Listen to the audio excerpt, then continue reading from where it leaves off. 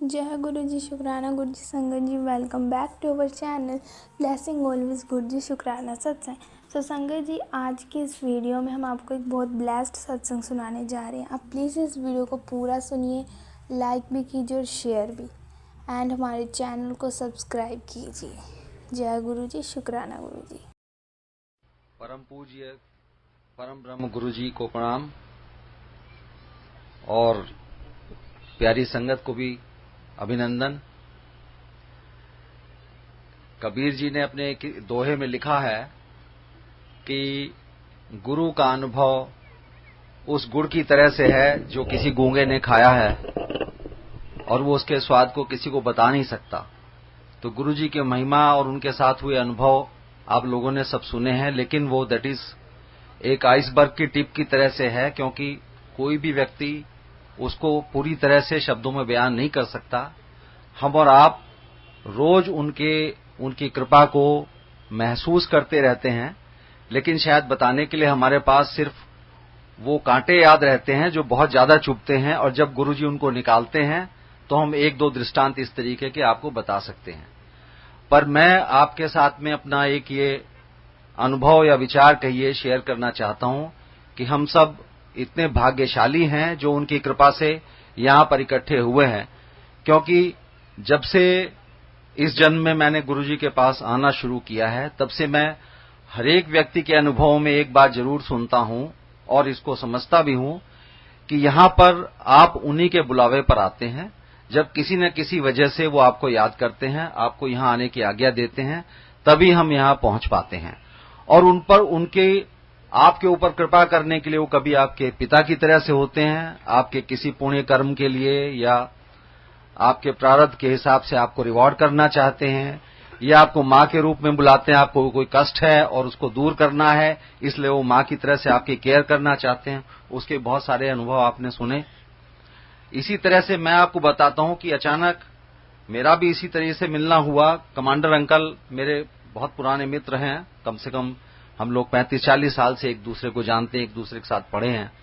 इन्होंने शुरू में सन 2001 में मेरे से जिक्र किया था कि ऐसे गुरुजी हैं, और थोड़ा सा इंटरेस्टिंग बनाने के लिए इन्होंने बोला। उस समय गुरुजी का छोटा आश्रम एम्पायर स्टेट में था और वो हलवे का प्रसाद अपने हाथ से दिया करते थे। तो इन्होंने मुझे यही लालच दिया कि वो बहुत प्रसाद देते हैं। तो मेरा इंटरेस्ट बना, मैंने कहा कम से कम मैं ऐसे गुरुजी को चल के देखूं जो हाथ से हलवे का प्रसाद देते हैं, बिकॉज ही सेड कि वो इतना प्रसाद देते हैं कि वो हाथ में नहीं आता। तो मैं थोड़ा सा अचंभित था। मैंने कहा भाई इतना प्रसाद देते हैं जो हाथ में नहीं आता है और सबको खुद देते हैं, आई मस्ट सी।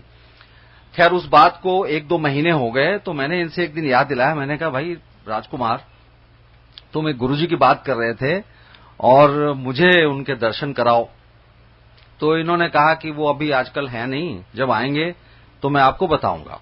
उसके बाद फिर 1-2 महीने बीत गए और ये मई के शुरुआती हफ्ते की बात है। एक दिन अचानक विचार आया कि आज तो जरूर ही गुरुजी के दर्शन करने हैं, और हमने इनको, ये उस समय गुड़गांव में थे, तो कॉल किया। तो इसने कहा, और उस दिन काफी आंधी तूफान और बारिश हो रही थी, तो मौसम के हिसाब से इसने कहा भाई आज तो बहुत ज्यादा खराब मौसम है, किसी और दिन चलेंगे। पर कुछ ऐसा विचार आ रहा था, मैंने कहा नहीं भाई आज ही चलेंगे। तो फिर इसके बाद खैर इन्होंने कहा चलो ठीक है, आप एम्पायर स्टेट के सामने मिलना। और मैं उस इलाके में कभी भी नहीं गया था, बट देन मैं और मेरी पत्नी दोनों गए एम्पायर स्टेट के गेट पर। हम लोग खड़े हो गए, ये भी आ गए, और उस दिन मैं गुरुजी के दर्शन किए। तो जैसा कि आप सबका अनुभव है, दर्शन करते ही आपको सबसे पहले ये लगता है कि आपकी सारी चिंताएं दूर हो गई हैं, जैसे कि आप साक्षात भगवान के पास पहुंच गए। और इसमें कोई शक भी नहीं है, क्योंकि गुरुजी साक्षात भगवान हैं।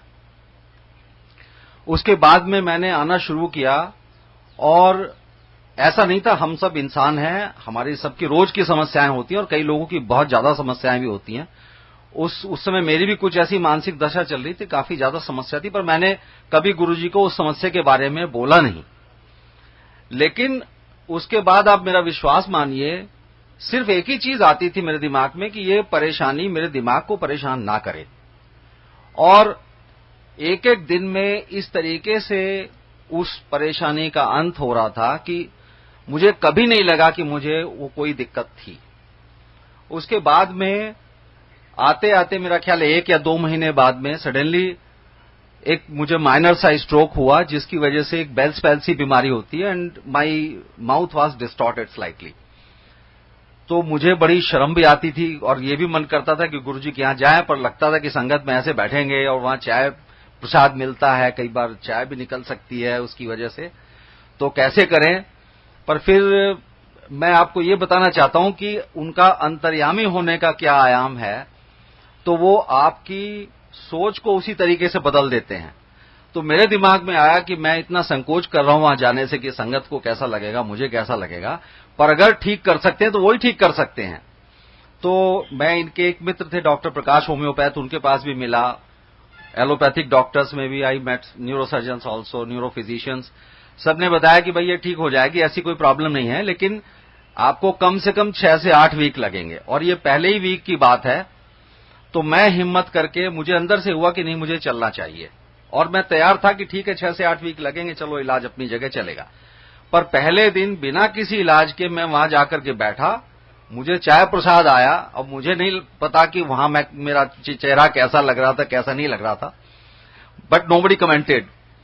और प्रसाद आया, मैंने प्रसाद आराम से पिया। मुझे थोड़ा सा अंदर से ताज्जुब भी हो रहा था, शीशा मैं देख नहीं सकता था वहां कि क्या हुआ है क्या नहीं हुआ है, पर प्रसाद आराम से मैंने पिया। और जब घर आके मैंने देखा तो वो दैट होल डिफॉर्मिटी वो पूरी तरह से ठीक हो गई थी।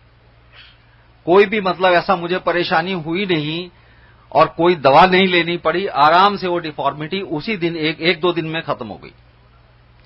इसी तरह से एक बार ऐसा वाकया हुआ कि मेरा ट्रांसफर हो गया गुजरात। मैं गुरुजी को सूचना के तौर पे बताने गया, गुरुजी मेरा ट्रांसफर गुजरात हो गया, और मैं बहुत परेशान था क्योंकि उस समय दिल्ली से मेरा कम से कम 8-10 साल से मैं बाहर नहीं गया था। तो थोड़ा हेजिटेंट थे कि पता नहीं गुजरात में किस तरह के गुजराती लोग बोलते हैं, किस तरह का एटमॉस्फेयर होगा, क्या होगा।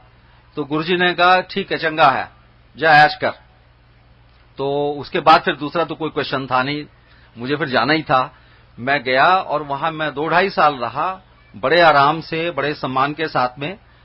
और वहां 2 साल का टेन्योर था, तो जब लगभग 2.5 साल हो गए तो मेरे मन में आया कि मुझे गुरुजी से कहना चाहिए कि आप जो है मुझे आप वापस दिल्ली बुला लो, पर हिम्मत नहीं हो रही थी। और मैं इस पशोपेश में था कि गुरुजी, सुनता था सब लोगों के सत्संग में कि गुरुजी से कुछ कहने की जरूरत नहीं, मैं भी जानता था कि भगवान को कुछ कहने की जरूरत नहीं है, लेकिन फिर भी एक मनुष्य होने के नाते दिमाग में रहता था कि चलो कह देते हैं। और ये भी देखता था कई लोग कह भी देते हैं गुरुजी से अपनी इच्छा। तो मैं इसी पशोपेश में एक दिन आया, तो मेरे कुछ कहने से पहले ही मैं सोच रहा था कि हिम्मत करूं या ना करूं। गुरुजी ने कहा, एक आंटी अपना सत्संग सुना रही थी, तो गुरुजी ने कहा इनकी बात सुनो, इत्थे सुनो। तो उन आंटी का सत्संग मैं पहले भी 3-4 बार सुन चुका था और शायद गुरुजी भी जानते थे इस बात को, लेकिन फिर भी उन्होंने कहा कि इनकी बात सुनो। मैं बैठ गया। सत्संग सुनाने के बाद में उन आंटी ने 3-4 बार ये बात कही, एक तरह से मेरी तरफ को होकर के ही, कि गुरुजी को कुछ कहने की जरूरत नहीं है। तो मुझे जैसे एक सहारा मिल गया। मैं तो पहले ही जरा हेजिटेंट था, मुझे सहारा मिल गया कि भाई तुम्हें कहने की जरूरत नहीं। मैं चुपचाप बैठ गया। उसके नेक्स्ट टाइम जब मैं आया तो हम गुरुजी का प्रणाम करके बैठे, तो मेरी वाइफ मेरे पीछे पीछे थी। तो गुरुजी ने कहा कि कहां से आए हो, और तब मुझे आते हुए कम से कम 5-6 साल हो गए थे, तो उनको पता था कि ये कहां से आते हैं, पर फिर भी उन्होंने पूछा कहां से आते हो। तो मेरी वाइफ ने कहा कि गुरुजी वसंत कुंज से आते हैं, लेकिन ये गुजरात में है। अच्छा फिर क्या हुआ? तो उन्होंने कहा नहीं 2 साल से भी ज्यादा हो गए। तो उन्होंने कहा फिर तो इत्थे आ जा। और ये 7 जनवरी 2007 की बात है। 16 तारीख को मेरे ट्रांसफर ऑर्डर निकल गए। और आप आश्चर्य की बात यह है कि उससे पहले, क्योंकि गुजरात में जीएम्स की शॉर्टेज थी, तो वहां से किसी को भी वो ना रिलीव करते थे और ना वहां कोई जाता था, तो इस वजह से बड़ी परेशानी थी। 1 साल से किसी का ट्रांसफर नहीं हुआ था और मेरा सिंगल ऑर्डर निकला, उसके बाद भी 1 साल तक कोई ट्रांसफर नहीं हुआ वहां से। तो ये उनकी महिमा है, हर चीज को अंतर्यामी की तरह जानते हैं। एक छोटा सा वाकया मैं आपको 3-4 दिन पहले का बताता हूं कि आपकी परेशानी का हल कैसे वो करते हैं। मेरे पिताजी मेरे पास आए हुए हैं देहरादून से आजकल, और उनकी लास्ट सैटरडे काफी हालत खराब थी। इतनी ज्यादा तबीयत खराब हो गई थी कि लगभग 1-1.5 बजे के करीब मेरा विचार बना कि अब इनको लगता है हॉस्पिटल में एडमिट कराना पड़ेगा। फोर्टिस हॉस्पिटल हमारे पास में है। तो मैं पशोपेश में था कि अब इस स्थिति में अगर मैं इनको एडमिट नहीं कराता हूं तब भी परेशानी हो सकती है, और हॉस्पिटल जाने के लिए तैयार नहीं थे। तो मन ही मन मैंने सोचा कि अब अगर इनको आधे घंटे के अंदर नींद नहीं आती है और हालत इनकी ठीक नहीं होती है तो शायद इनको अस्पताल में भर्ती करना पड़ेगा। एंड आई जस्ट प्रेयड कि गुरुजी आप इनको ठीक से नींद दे दो और ये सुबह तक ठीक हो जाएं। और उसके बाद में then he went to sleep. Morning में जब मैं उठा मैंने उससे पूछा कि आपको नींद ठीक ठाक आई? ही सेड यस, मुझे ठीक ठाक आई नींद, अब कोई परेशानी नहीं है, रात में मुझे कोई दिक्कत भी नहीं हुई और अब कोई चिंता वाली बात नहीं है।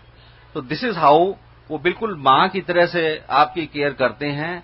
कोई भी आपकी परेशानी हो आपको कुछ कहने की भी जरूरत नहीं है। इतने सारे अनुभव मेरे साथ भी हुए, आपके साथ भी होते हैं रोज, कि जिनको शायद गिनाने बैठे तो काफी टाइम हो जाएगा। मुझे 5 मिनट शर्मा अंकल ने दी है। I think I exceeded the time.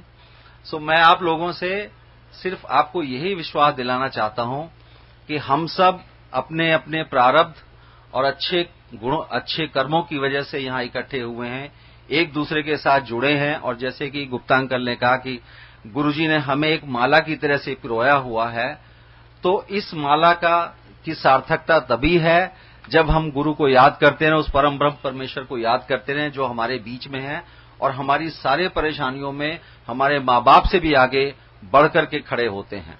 धन्यवाद। जय गुरु जी।